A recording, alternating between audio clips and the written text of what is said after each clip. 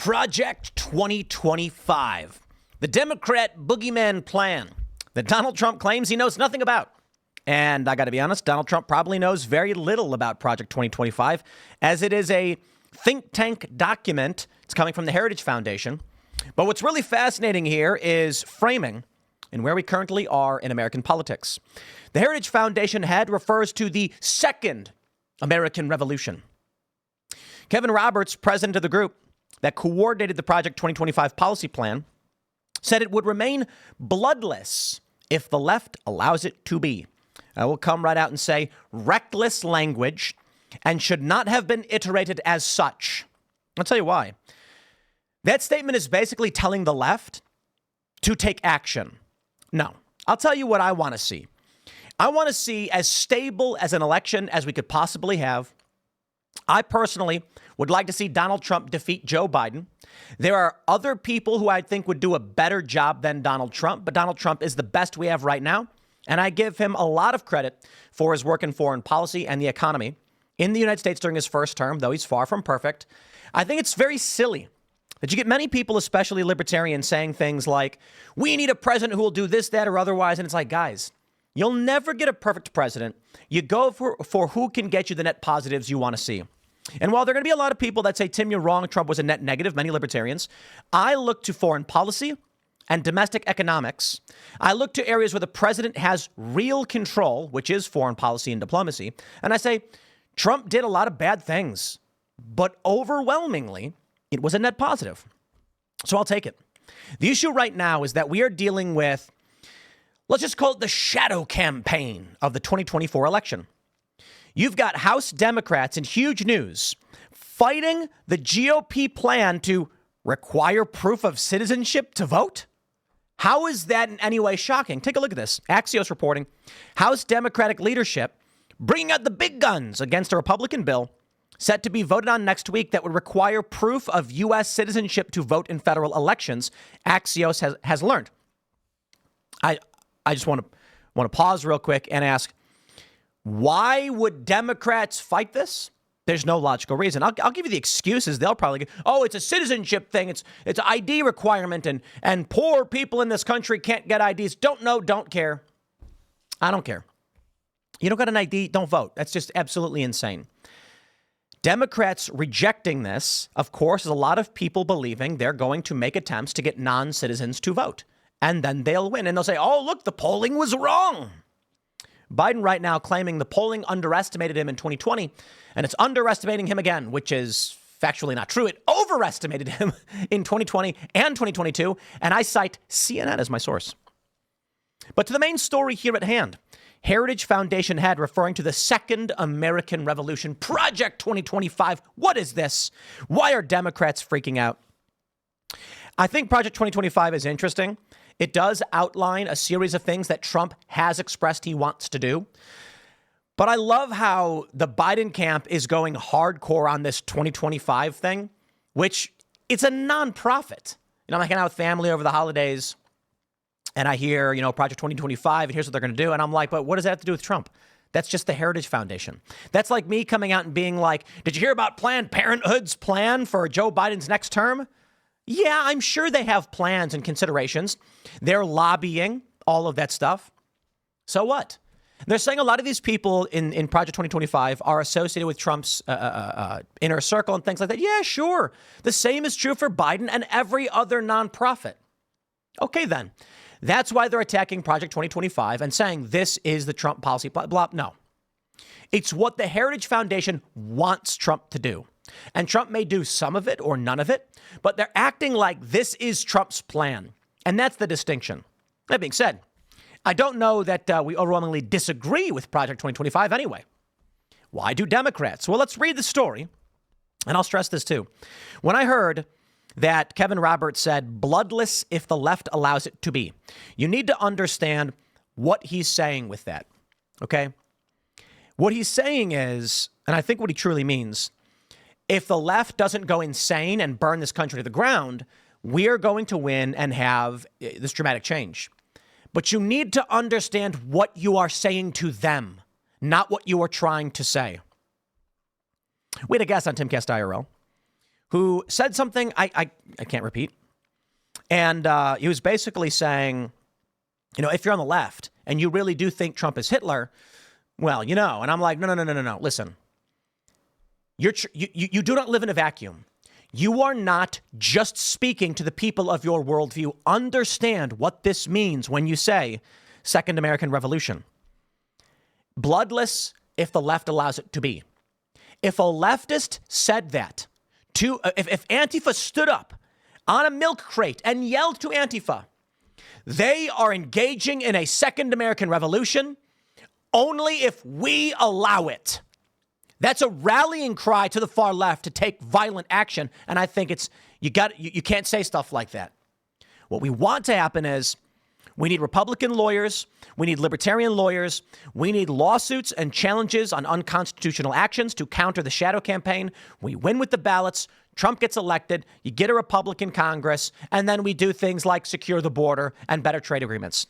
These Democrats are saying like Trump's going to be a dictator. He wants to be one. He's claiming he's going to. No, he's not claiming he's going to be one. I just can't stand it. I'm watching the news and they're like, Trump says he wants to be a dictator on day one. On Fox News with Brett Baer. Brett say, that's not true. That's not true at all. If someone said to me, yeah, well, Trump says he wants to be a dictator on day one, I'm like, to drill oil?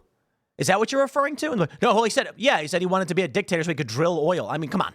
It's a turn of phrase. He's being somewhat facetious. He's saying he's going to go in and he's going to bring back Keystone. He's not talking about rounding people up. It's lies, okay? But it's the lies they use to rally their base, and it's unchallenged. What we want, and what we're going to get, I'll tell you what we're going to get. Ladies and gentlemen, if you vote for Donald Trump, the overwhelming likelihood of what you will get, it's not going to be Project 2025. Trump will fire some people. He'll hire some bad people. There will be some questionable foreign policy. The economy will generally improve. Our border security will generally improve. There will be some degree of deportation. It will not be this mass militarized campaign or whatever. Trump will probably not have any strong prosecutions against the far left or Democrats. You are going to be grumbling half the time, and you are going to be saying, well, I guess that's all right. Your costs are going to go down. And you're going to say, I appreciate the peace attempts in Ukraine. That's about it. What can I say of Trump's first term? He hired bad people. Got rid of TPP. USMCA was pretty good. Brought manufacturing back to certain states. Got reinvestment from these big corporations. It's good. No new wars. I like it. Withdraw time frame for our troops in the Middle East. Very good. And he hired people like Bolton. He commando raids in Yemen at the behest of Saudi Arabia. Missile strikes on Syria being praised by the corporate press. Trump hired some bad people. We all grumble about it. But it overall, it's like a 55, 60% positive. A lot of bad things, a little bit more good. And for the first time in my life, I felt like I wasn't voting for the lesser of two evils. I felt like I was voting for, let's just be honest, what's the appropriate way to say this for a family friend? We're trying to be family friendly, talking about the news. A crude man. Certainly a crude man. He's funny, but lacking a bit in the decorum. But overall, net positive. So I dig it. I don't care about the mean tweets. They're funny. Grow up. There's this really great restaurant nearby. It's a crab shack. And they have a sign on the wall saying, please let us know if anything here offends you. We could all use a good laugh. And I'm like, come on, that's exactly what I'm talking about. That's the attitude we need. Grow up. If somebody wants to wave a Biden flag, I don't care. If somebody wants to wave a Trump flag, I'm not going to cry about it. If City Hall wants to fly a pride flag, I'm going to say, I'm not a fan of religious symbols in public institutions. You want to do a rotation in the corner for various religions? Fine. But don't fly a flag for your religion on my City Hall. Don't do that. But let's read the story from the New York Times, and then we'll talk about where we're currently at. Joe Biden has sent a letter to Democrats saying he will not back down. That's big news. But considering where we're going in this election and how Democrats want non-citizens to vote, Second American Revolution sounds pretty worrying. The New York Times reported last week, the president of the Heritage Foundation, a right-wing think tank that has developed a prominent series of policy plans to overhaul the federal government under a Republican president, said on Tuesday that the country was in the process of the Second American Revolution, which will remain bloodless if the left allows it to be. The group's president, Kevin D. Roberts, made the comments in an interview on The War Room with Bannon, Bannon, to advisor Stephen K. On Bannon's show. Mr. Bannon himself did not host the show because he was in prison. Mr. Roberts was discussing the Supreme Court's ruling on Monday that presidents have substantial immunity from prosecution for what they do in office. Quote, "We ought to be really encouraged by what happened yesterday. And in spite of all the injustice, which of course friends and audience of the show, of our friend Steve know, we are going to prevail," Mr. Roberts said. He went on to say that the radical left was apoplectic because our side is winning. And so I come full circle in this response and just want to encourage you with some substance that we are in the process of the Second American Revolution, which will remain bloodless if the left allows it to be. You see how he says that? Right on. Thank you, brother. The interviewer, former Rep. David Brad of Virginia, replied. If the left allows it to be. You need to understand how Antifa will interpret that. He's saying, we will calmly walk into government, take everything from you if you let us do it. This is, I understand what he's saying to everyone who's paying attention. So long as the left doesn't go crazy, this will be a standard political process. But what he's saying to the left is, gear up, baby. I'm not a fan of that. And I know people who talk that way, and I'm like, guys, stop. And what the left tries to do is they try to argue that I advocate for civil war. It's kind of wild because I'm probably like the staunchest anti-Civil War individual. And that's the lie they push. They are evil people. It's crazy to me. Dude, when I was younger, I didn't really believe in evil. I really didn't. I thought you had competing interests and everyone was trying to just get by. That's not true, man. I've encountered such evil in these past several years. It is unimaginable. No question. But this is where we're currently at. The left is gearing up to be as insane as possible. They are apoplectic. We should not be using language that tells them basically it's war. What we want, as I mentioned, is as stable as an election as we can have. Mr. Roberts' remarks were publicized by the liberal media watchdog group Media Matters, which basically means garbled nonsense garbage. I want to mention this. Why is Steve Bannon in jail? And Merrick Garland is not in jail. I don't understand how there could be any sane person who can listen to a segment like this or pay attention to the news and they don't question this. We had a guy on Timcast IRL. We argued. He said, yeah, well, Bannon's tied to mobsters, so he deserves it. I'm like, so you're an authoritarian. You're a fascist. The idea that the government can simply say, we know you're a criminal, so we'll use any law we can to arrest you. Yeah, that's authoritarianism. That's not good. That's where we are. Merrick Garland defied a congressional subpoena, refused to turn over evidence on Joe Biden's conversation with a special prosecutor as to why he will not be prosecuted for crimes we know he committed. Merrick Garland was referred for criminal prosecution. The DOJ refused, and now they're pushing inherent contempt. But of course, we had the holiday over the weekend, so we'll see where we're at in just a little bit. We'll go over that in the next segment, probably. But ask yourself why Bannon goes to prison, why Navarro goes to prison. Because I don't know if Second American Revolution is the right way to describe it. We're in a civil war, some kind of civil war, cold civil war, or just civil strife, perhaps. Cold civil war is probably better. But you know what I've said to everybody, because these leftists try to put clips of me and they lie. I'm like, when we have people come on this show, on Timcast IRL, I should say, and they're advocating for national divorce, I'm saying, no, that's what the communists want. They want the country to break apart. They want to seize control of institutions, and they want you to encourage it. If this country fractures in a national divorce, it will be torn to shreds. China will come in, Iran will come in, Russia will come in, varying interests, allying with various factions, and you will get international conflict. A civil war in the United States begets World War III internationally. Can't handle that. Don't want that. I want to be able to sit down in my $600 reclining massage chair. Believe it or not, yeah, they're actually not that expensive. I want to sit in my massage chair, put on the World Series of Poker, order some chicken wings, and dip them in ranch dressing. Doesn't that sound fun? But we are only able to have such comforts and luxuries for two big reasons. First, the men and women in uniform who are holding up the country. Don't get me wrong, the political establishment abuses these people every day. I don't agree with the foreign policy plans of most of these individuals, but it is true.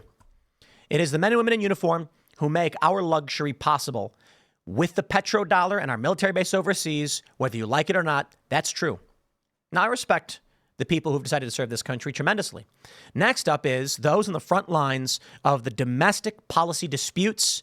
These are the individuals like you who are paying attention to what's going on, to know how to vote, when to rally, how to get people to sign up, register to vote. We are secondary to the people who actually support and sustain this nation. But it is the core of the informed population that protects all of the stupidest people, and I mean no disrespect, and then the laziest people, and the smart people who don't want to be involved because they're scared or, I don't know, interested in other things. That's fine. But it is the informed political citizenry that make it possible for us to sit around dipping our chicken wings in ranch dressing and watching sports. Doesn't that sound nice? Relaxing. At the end of the day, that's all you could ask for, right? But that means we got to do the work. That means we got to pay attention to what's going on. That means we got to tell our friends and family they have to go and vote. From the AP, Biden assails Project 2025, a plan to transform government, and Trump's claim to be unaware of it. Trump says, I know nothing about Project 2025. I have no idea who's behind it. I disagree with some of the things they're saying, and some of the things they're saying are absolutely ridiculous and abysmal. Anything they do, I wish them luck, but I have nothing to do with them. This is the weirdest thing about Democrats, about the left, the establishment. Tucker Carlson is speaking in, where was he, Australia? And a journalist asks, you've said that white people are being replaced. And he goes, did I say white people? I don't think I've said that. I challenge you to quote me on that because I've not said that. And she goes, well, it's been reported you have. I was like, I never said it. And he said the interests of black Americans are just as important as the interests of white Americans. And there are black families in America who've been here whose families have been here for 400 years. And their interests are they matter just as much as white Americans. And he said, I said native-born Americans are being replaced. And the journalist goes, no, you didn't. You're lying. You think white people, wait, hold on. Here is the man standing in front of you telling you outright. I don't believe that. I reject that. They think there's some secret plot behind the scenes where Tucker's like, I better espouse views I don't agree with to rally people to What?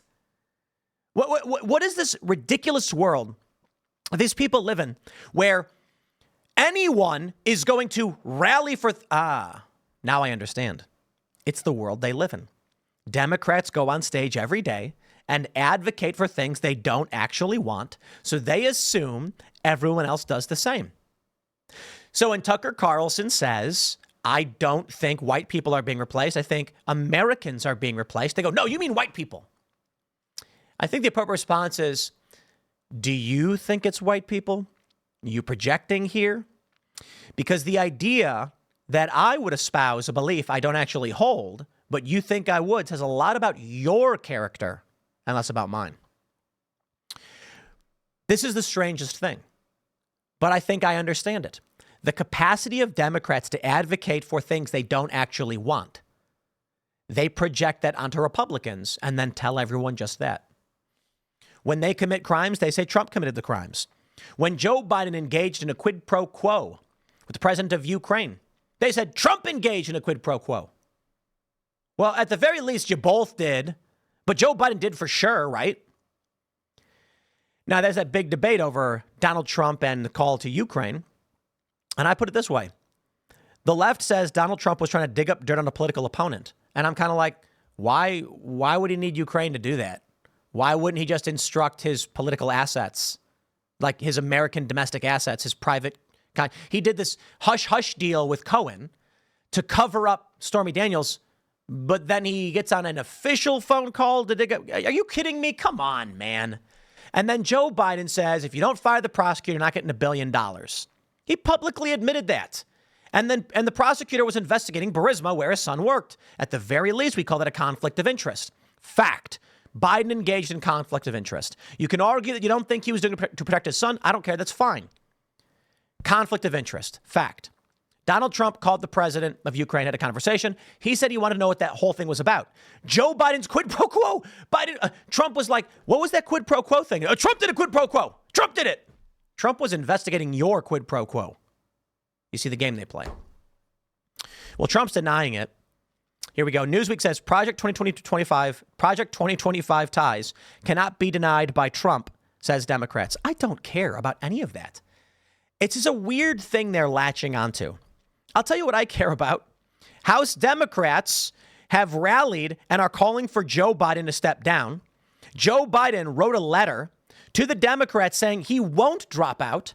And we're all sitting here saying, how are they going to win? How about this?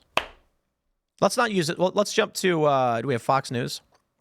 House Democrats launch united effort against election bill requiring voters prove citizenship. Democrats are urged to vote no on H.R. H281. Recently in France, Marine Le Pen's party won, the largest party in France. However, the left formed a coalition, and together they have more seats in French parliament, meaning the actual French nationalists will not have the ability to control their own country.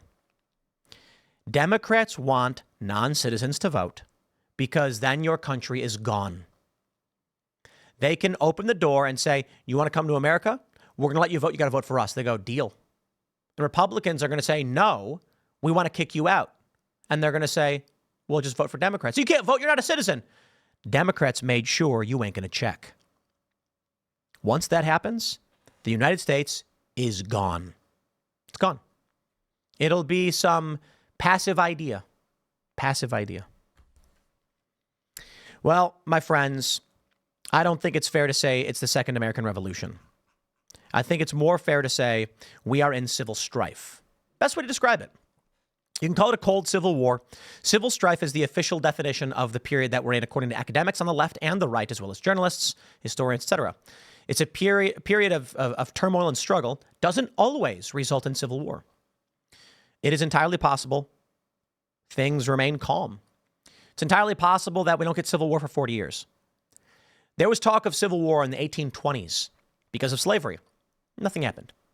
It bubbled up into 1861 when there was already a period of 7 years of blood and violence in Bleeding Kansas. So they called it. Then civil war happened. We are in civil strife, but for all we know, you might get Trump to finish out his term. The country continues to polarize. It could be 10 years before everything actually breaks down. But I'll warn you of this. Recent news that Saudi Arabia has dumped the petrodollar deal after 50 years. Russia and Iran will no longer use dollars. The petrodollar is dying. Prices are going to spike dramatically. And when people get hungry, things break down. I'll leave it there. Next segment's coming up at 4 p.m. on this channel. Thanks for hanging out, and I'll see you all then.